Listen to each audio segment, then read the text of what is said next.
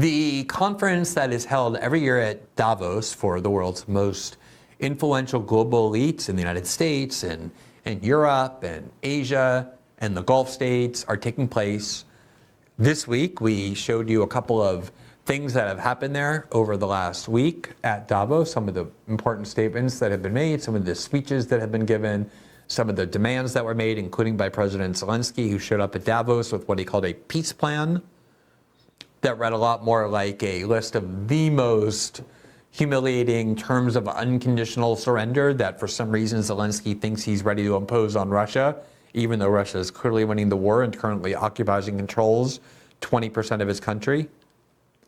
One of the people who traveled to Davos to speak about the important challenges facing the world is the husband of the American Vice President Kamala Harris. His name is Doug Emhoff. He is the second gentleman. We've always had first ladies and second ladies. This is the first time in American history we have a second gentleman because we have our first female vice president, and he is Doug Emhoff, and he's the husband of Kamala Harris. He is also an extremely wealthy lawyer. He's been a partner in a major law firm for many, many years. He has a net worth of many millions of dollars. He had that before he married Kamala Harris. He became very wealthy in his first marriage. He divorced his first wife, met Kamala, married her. And one of the things he spoke about at the World Economic Forum in the annual meeting in Davos was the severe plight that American Jews face. The hardships of American Jews, the obstacles that American Jews face, the emotional trauma that American Jews face, the fact that American Jews feel unsafe in their country, that they're discriminated against, that a lot of people have a lot of bigotries and animosity toward American Jews.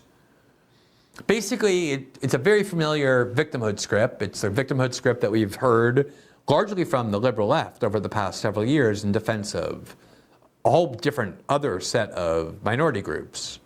Black people and Latinos and Muslims and LGBTs and trans people in particular, Native Americans, women.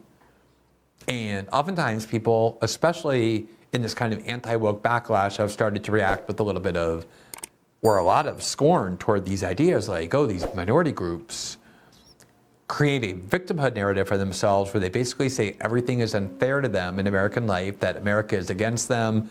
They face all these unfair systemic obstacles instead of focusing on the successes they've been able to achieve. One of the main planks of Vivek Ramaswamy's campaign, like Senator Tim Scott's campaign, was that the left and liberals often use and exploit identity politics and victimhood narratives as a way of gaining power. That's the basis of censorship, to say black people are very vulnerable to racial hatred, Latinos and immigrants are vulnerable to xenophobia, trans people, there are people who want to commit genocide against trans people, so we can't allow robust criticisms of those groups. We can't allow speech that's critical of those groups. We have to honor and respect and revere the victimhood narrative of these groups by keeping them safe from ideas that may be threatening to them. This has been the whole anti-woke movement, based on rejection of these victimhood narratives. And yet, since October 7th, there has never been as concerted an effort to marshal a victimhood narrative as there has been on behalf of American Jews. And yet the people who usually mock this and are cynical about it when offered by other groups suddenly become very sympathetic to it, very respectable of it, very reverent of it.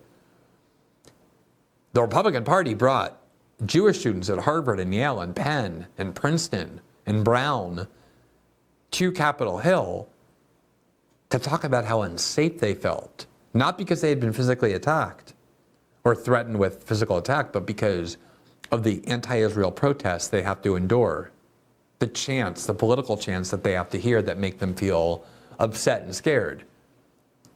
Although this time, instead of mocking the idea that, oh, these little snowflake students need a safe space from ideas that make them unsafe, Republicans on Capitol Hill decided to honor this and even got 2 university presidents fired over their refusal to protect these students from these feelings of unsafety.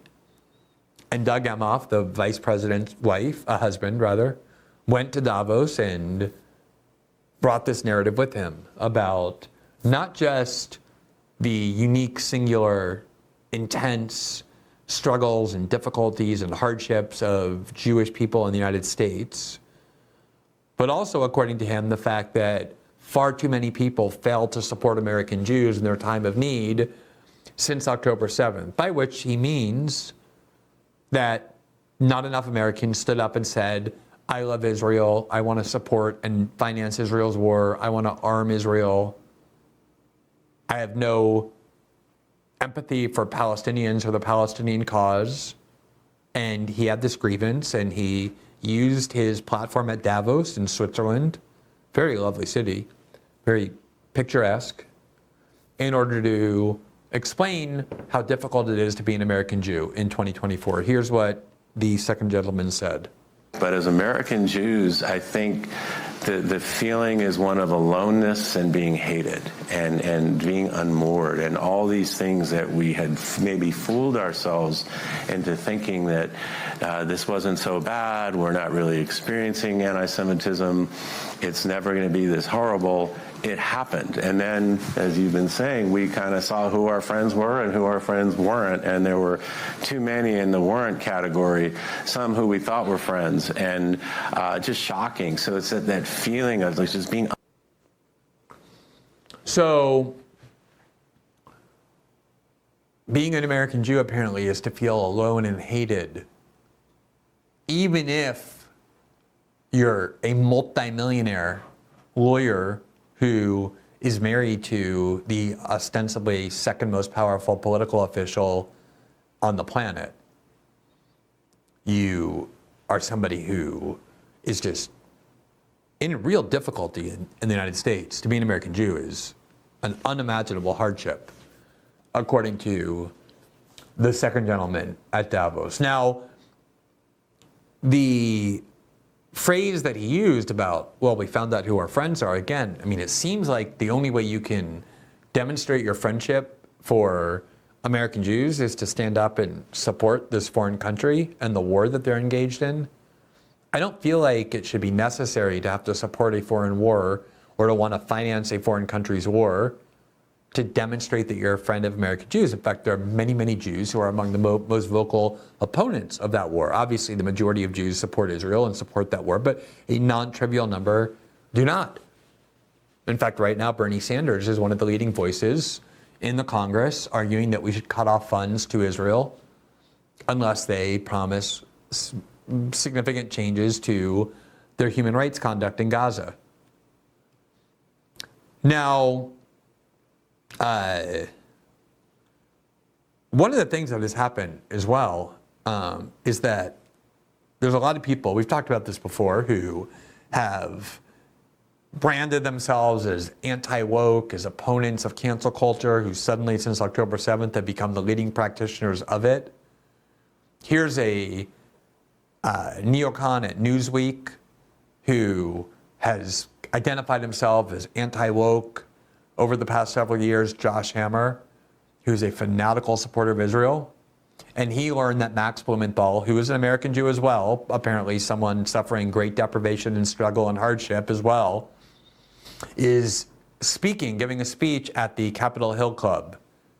And Josh Hammer went on Twitter and said, quote, "Why on earth is Capitol Hill Club, the well-known GOP social spot in DC, hosting the execrable Matt Blumenthal tonight?" What happened to all that talk about how important it is that we have free discourse, that we defend even the rights of people who disagree with us to be heard, not to be deplatformed? Do you see how it all comes to a grinding halt the minute Israel is mentioned? Over the past 2 or 3 years, Josh Hammer has heaped all kinds of praise of my work, publicly and privately, asking me to please come and be a writer for Newsweek, telling me how great my work is when it comes to the United States and American citizens. And as soon as October 7th happened, and I began expressing opposition to the war in Gaza by Israel, he started retweeting all kinds of warnings, like even if you are supportive of Glenn Greenwald's work when it comes to Americans and the United States, his views on what really matters, which is his foreign country of Israel, are so bad that you should regard him as a dangerous person. The issue of Israel is not just one of the most important issues to them, it is the litmus test, the single most important issue that causes them to abandon every single alleged principle that they have. And they turn to cancel culture and safety narratives and victimhood group narratives. I have no doubt they're applauding Doug Emhoff for his brave and important decision to use his public platform at Davos to bring attention to the hardship of American Jews.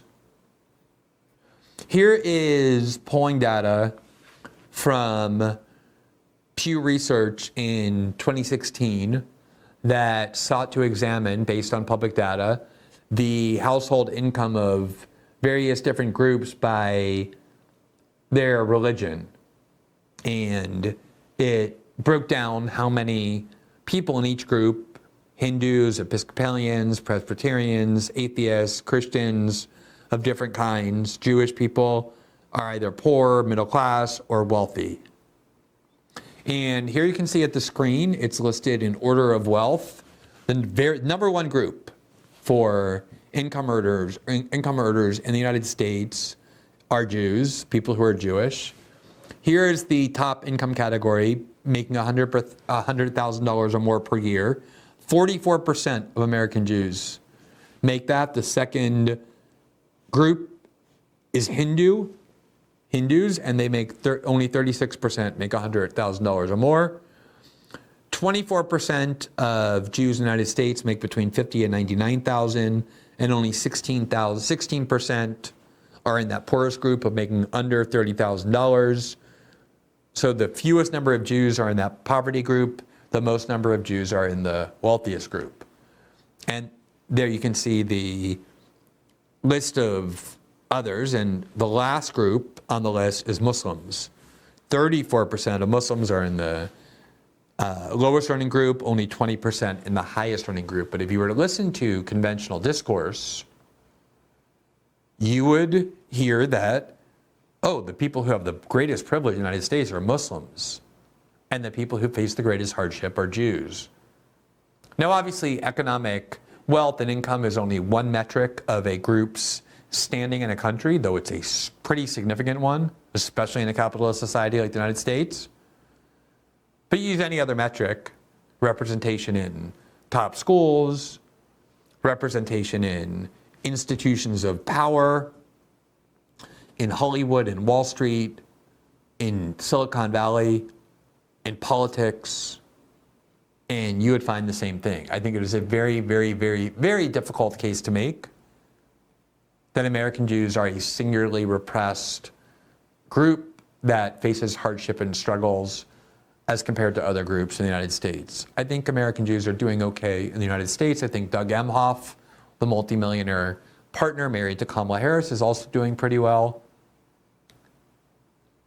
I think the idea that he makes any sort of, that he's somehow alone or deprived or whatever, seems like a self-victimization narrative that has no basis in reality. Thanks for watching this clip from System Update, our live show that airs every Monday through Friday at 7 p.m. Eastern, exclusively on Rumble. You can catch the full nightly shows live or view the backlog of episodes for free on our Rumble page. You can also find full episodes the morning after they air across all major podcasting platforms, including Spotify and Apple. All the information you need is linked below. We hope to see you there.